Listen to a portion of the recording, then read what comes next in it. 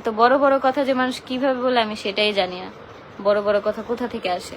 এগুলা আমার মৃত্যুর আগ পর্যন্ত ফেস করা লাগবে, কারণ হচ্ছে মানে কপালে দুঃখ বাইন্ধা নিছি তো, 2টা বছর সংসার করছি, এগুলো আমার মৃত্যুর আগ পর্যন্ত আমার পিছনে পড়ে থাকবে। মৃত্যুর আগ পর্যন্ত আমার এগুলোকে ফেস করতে হবে।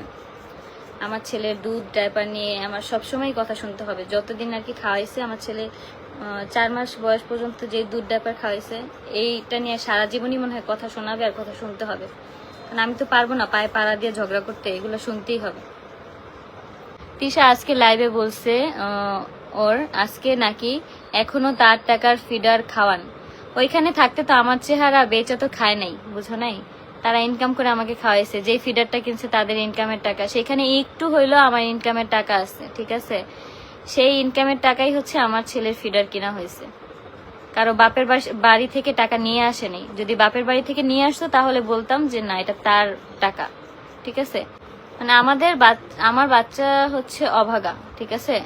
অভাগা বলতে হচ্ছে যে এখানে একটা ফিডার, দুধ, ডাইপারের মধ্যে প্রতিটা জিনিসের মধ্যে আমার ইনকামের টাকা আছে।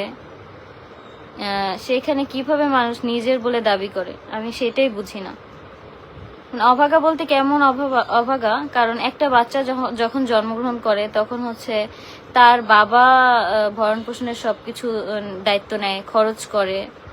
কিন্তু অভাগা বলতে আমার ইনকামের টাকা সেখানে ছিল, সেই টাকা দিয়েই হচ্ছে বাচ্চার ভরণ পোষণ, ডেলিভারি সবকিছুই হয়েছে। তারপরও আমাকে শুনতে হয় যে তাদের টাকা, তাদের টাকা, তাদের টাকা। তখনই হয়তো আমি যদি কোনো ভিডিওতে না থাকতাম, আমাকে দিয়ে যদি কোনো আর্নিং না করতো, আমাকে দিয়ে কোনো ভ্লগ, কোনো রিলস, কোনো কিছু না বানাইতো, তাহলেই আমি সেটা মানতাম যে না, সেটা হচ্ছে তাদের টাকা। আমাকে প্রত্যেকটা ভিডিওতে রাখছে, প্রত্যেকটা ব্লগে রাখছে, আমাকে দিয়ে কথা বলা হয়েছে। আমি কোনো ব্লগে বেশি ছিলাম, কম ছিলাম তো আমাকে দেখছে মানুষ, কত পরপুরুষ দেখছে, কত বেটারা দেখছে। সেই সবাই দেখার পরে সেই ভিডিও থেকে যা ইনকাম হইতো, সেই ইনকামের টাকা দিয়েই তো আমার বাচ্চার জন্য দুধ, ডাইপার, ফিডার আনতো। তারপরে কিভাবে বলে যে আমার ইনকাম? এটা তো কারো বাপের বাড়ি থেকে ইনকাম করে আনে নেই। আমিও আমার বাপের বাড়ি থেকে ইনকাম করে মানে কোনো টাকা নেই, ঠিক আছে? যদি আমি আমার বাপের বাড়ি থেকে ইনকাম করে নিতাম সেটা আমার পার্সোনাল হইতো, ঠিক আছে?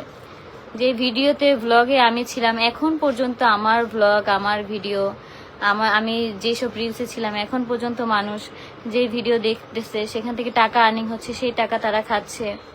এত বড় বড় কথা কিভাবে বলে আমি আসলে ভেবে পাই না। কারণ আমার আর রুচিতে কুলাই না এসব নিয়ে কথা বলতে, মানে রুচিই হয় না যে মানুষকে নিয়ে এত পড়ে থাকার মতন। আরে আপু বাদ দেন না, মানে কষ্ট লাগে। যেদিন আমি ওই বাসা থেকে চলে আসবো সেদিন আমার বাচ্চার ফিডারটা পর্যন্ত দিতে চায়নি, বলে যে তার ইনকাম। আমি এইটাই বুঝি না। আমার জনগণের কাছে জাস্ট এতটুকু প্রশ্ন যে তার ইনকাম কিভাবে হয়? আপনারাই একটু বিবেচনা করে দেখেন যে তার ইনকাম কিভাবে হয়। আমি প্রতিটা ভিডিওতে ছিলাম, ব্লগে ছিলাম। আমি ভিডিও মানে কাজ নাই করি, কিন্তু আমাকে কেন ব্লগে রাখা হয়েছে?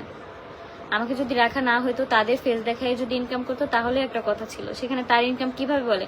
আমার ছেলেকে যে প্রতিনিয়ত এই দুধ, ডাইপার, ফিডার নিয়ে যে এত কথা বলা হইতাছে, মানে খুবই, আমি এই জিনিসটা নিয়ে আমি খুবই কষ্ট পাই যে ইনকাম কিভাবে হয় তাদের, ইনকামটা কিভাবে হয়? একটা বাচ্চার দুধ, ডাইপার নিয়ে পর্যন্ত খোটা দিতে এখন পর্যন্ত ছাড়তেছে না।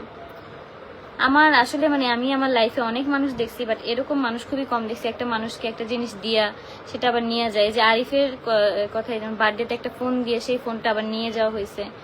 মানে খুবই লেম এই কাজগুলো, খুবই মানে ছোট লোকি কাজগুলো। তারপরে যে আমার ছেলের ফিডারটা পর্যন্ত এখন মানে তার নাকি, মানে তার বাপের বাড়ির থেকে টাকা এনে কি আমার ছেলেকে ফিডার কিনে দিয়েছিল? আমার প্রশ্নই এটা।